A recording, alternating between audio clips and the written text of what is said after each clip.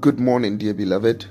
This is your brother Edward Foster Nyako coming your way today, the 24th of April 2021, with the Divine Topical Devotional. Our theme is the faith of God, and today's message is part 5 of the power to hold on. Our key verse is taken from John 19, verse 26, reading from the King James Version. When Jesus therefore saw his mother and the disciple standing by, whom he loved, he said unto his mother, Woman, behold thy son. The night of Jesus' passion was a very solemn night for him and his disciples.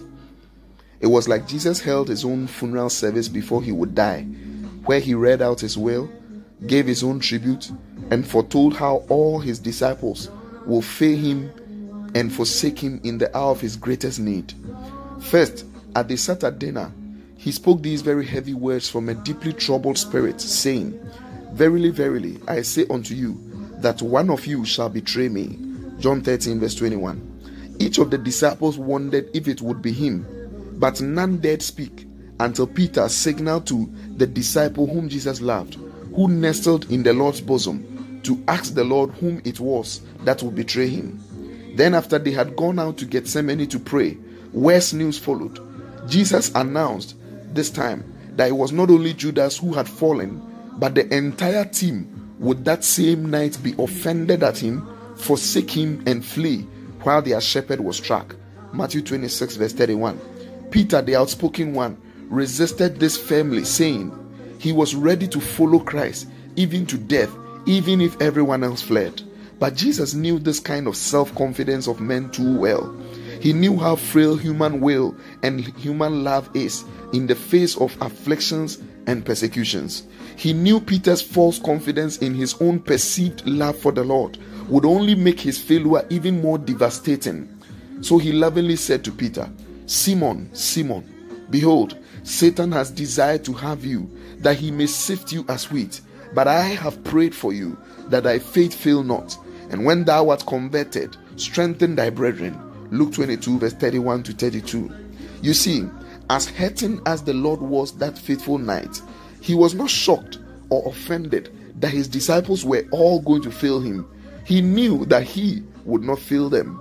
In his response to Peter, we see that he tried to redirect them to trust in his love for them and not their love for him, like Peter boasted of.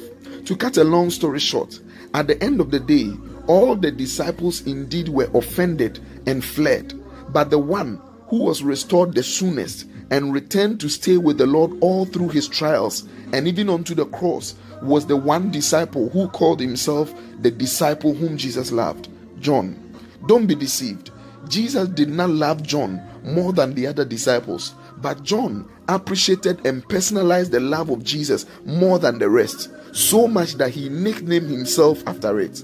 No other disciple or gospel writer called John the disciple Jesus loved. It was only John who named himself so, and it is only found in John's own gospel. The disciple who boasted so much in the love of Jesus for him is the only one who endured to the end, and to whom the Lord committed his greatest earthly blessing. This is a clear demonstration of the wrong attitude which fails to hold on to the Lord, and the right attitude it takes to endure to the end. Those who focus and trust in their own love for God are the ones whose love waxes cold and fails in the end. But those who believe and know and boast of the Lord's love for them will stand whatever test of time. They are always more than conquerors through him who loves them. Romans 8, verse 37. So let's pray this prayer. Father, thank you for loving me with an everlasting love, a love even stronger than death. I set my focus on your wonderful love from today.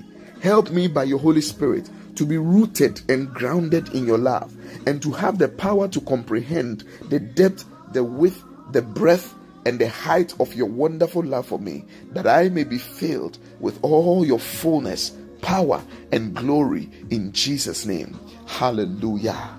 God God bless you so much, dear beloved.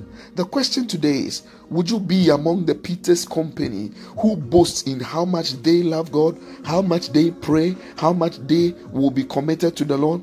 Or will you be in John's company, those who boast in how much Jesus loves them, how faithful Jesus is, how good and kind the Lord is towards them? Listen, at the end of the day, your ability to hold on to the Lord and not give up, not fall along the way, is not determined by how much you love God, but how much you know and believe the love of God for you. Change your perspective from today. You shall be more than conqueror through His wonderful love for you. The Lord bless you as you keep your focus, your boast, and your confidence in His love for you, in Jesus' name. I encourage you to share this message with someone and be a blessing unto them. And don't forget to tune into Adumre tonight at 9:30 on time, 96.9 FM.